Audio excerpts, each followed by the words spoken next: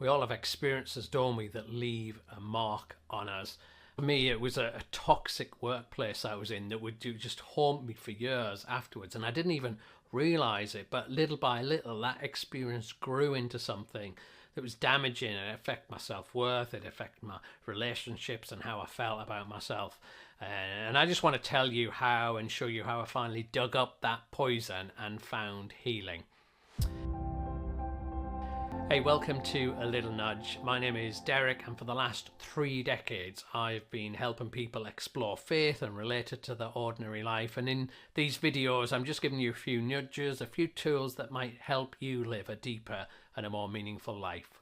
So I go to a new workplace and I get introduced to a new colleague, and I have this massive panic inside as I meet her, and I'm totally confused by my reaction. But when I reflect for a minute, I realise that she's got the same name as a colleague I had 5 years ago. And I used to be in this very toxic workplace where I was manipulated, I was emotionally abused by a colleague and my boss. And you see, seeds get planted in our hearts. Things that are said to us, things that are done to us, experiences we have plant seeds in our hearts. And in that toxic workplace, me and my colleague, we jointly ran this project, and the project was failing.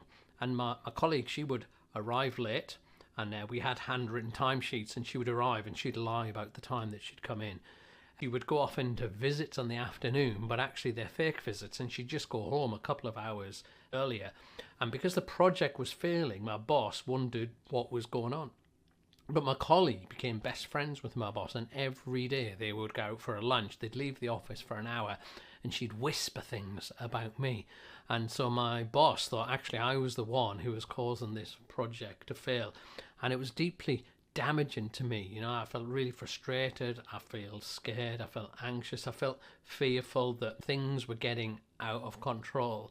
Eventually the director of the organisation realised what's going on and sacked my boss and sacked my colleague, and I was exonerated. But a seed had been planted in my heart. And often we can't see it when seeds are planted. When people say things or things happen to us, or we get certain beliefs in our head, we don't notice that the seed get planted, but it lies there.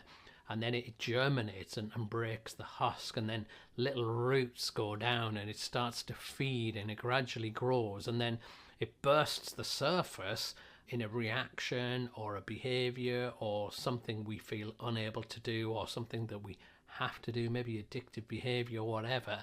But by that point, loads has already been going on below the surface. And what can you do about it? I mean, seeds that are planted aren't always bad. We have good seeds as well, and good things are said to us and good experiences.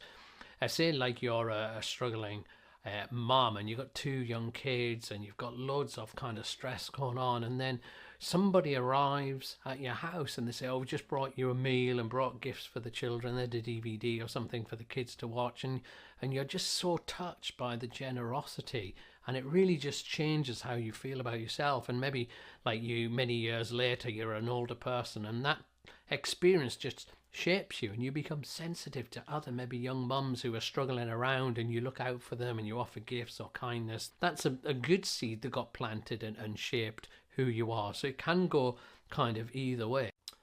But when damaging seeds get planted in our lives, if we don't uproot them, it limits our life and limits our progress, our relationships, how we feel about ourselves. And there's 2 seasons where our hearts are particularly vulnerable, particularly fertile soil for things to get planted in them. And the first season is when we're young.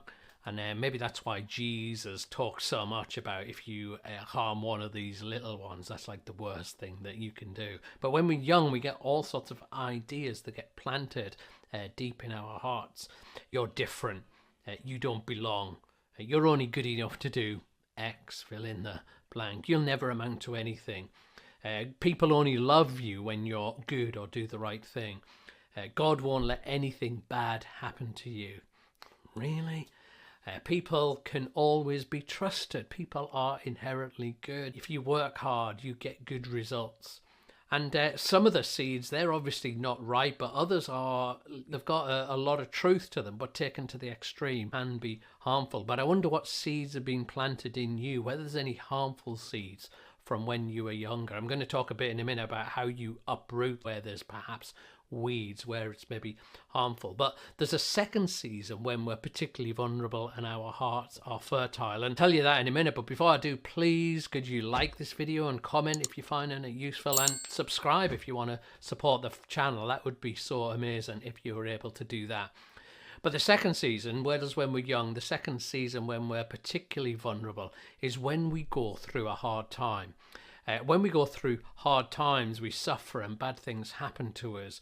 We can eventually come out of those situations. Maybe things get better, or we repair a relationship, we sort our finances out, we end unemployment and get a job. But actually, even though circumstances can change, things could get planted in our hearts. But when we go through suffering, we always come out changed. And the question is how it changes. For some of us, it makes us better, but for other people, it can make us bitter, that we can come out of it and we carry mistrust and anger and bitterness. I used to work for a church, and often I would get invited to go along to the lunch club. They had a lunch club every week, and they would feed, and it was typically older people. And that was either the best time of my week or the worst, depending on who I sat next to. And because I've noticed with older people, they tend to go in one of two directions. They either seem to find this increased sense of joy and life and laughter and humour and just be so free and at ease at themselves. But there's other group that just seem to just complain all the time, and just everything is negative, everything is bad. The weather's always tired, they're terrible, their aches are always terrible, the country's always going bad, the young people are never good enough. And it's almost like the seeds that get planted into us, they grow and bear fruit. And those of us who plant good things, we end up in this fruit of joy and contentment. But others have this sense of bitterness and regret of life's experiences that's happened to them, and they haven't uprooted the weeds. And I wonder what direction you are going in if you think about what's coming up out of the seeds in your heart, and you think about the next 5, 10, 20 years. You know, what sort of older person will you become? And there's two ways we can kind of uproot the weeds in our heart. The first comes from Psalm 19, verse 12, and it says this, it says, "How can I know all the sins lurking in my heart? Cleanse me from these hidden faults," or cleanse me from these unconscious, these unintended faults that are in my heart. And naming our brokenness before God, coming honestly before him in the ancient practice of confession, can be a real source of healing, where we don't keep things in the shadow, but we come out and we name them. Maybe we write them in the journal, or we go for a walk and we just become aware of what's in our heart, but not in a just an individualistic sense, but we come and offer them to God. I've certainly found that that's a way that God brings healing. If we trust that God is good and loves us, that we can trust him with it. But sometimes that's not enough. I remember when I was going through my divorce, that was just a horrendous time for me, as you can imagine. I remember just really struggling with my kids, being really irritable. And I came across this quote that really made me stop and think. It's from Amanda Palmer. And it says, "If you don't deal with your demons, they go into the cellar of your soul and they lift weights."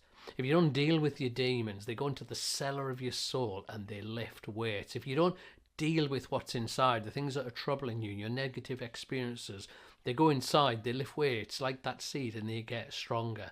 And I knew that just praying and naming my brokenness before God wasn't enough in that really difficult season. And so I went to counselling, went to see a counsellor.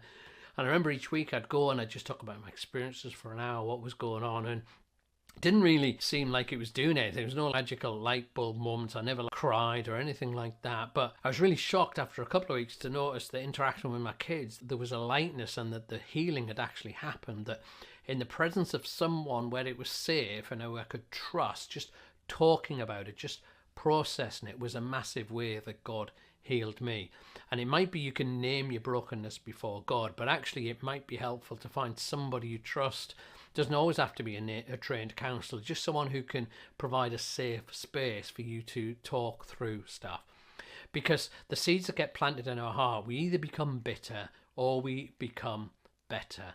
And I wonder what your heart is like at the moment. What seeds are lurking there? What sort of things are growing? And whether you need to do something about that. And one of the biggest weeds we can find in our life is our struggle with our self-worth. We can tell ourselves all sorts of things. And if that's something you wrestle with, then in this video, I tell a story about my own struggle with self-worth and how I found the solution to that. And I recommend that you watch that next. Anyway, it's been great having you with me, and I'll see you on the next video.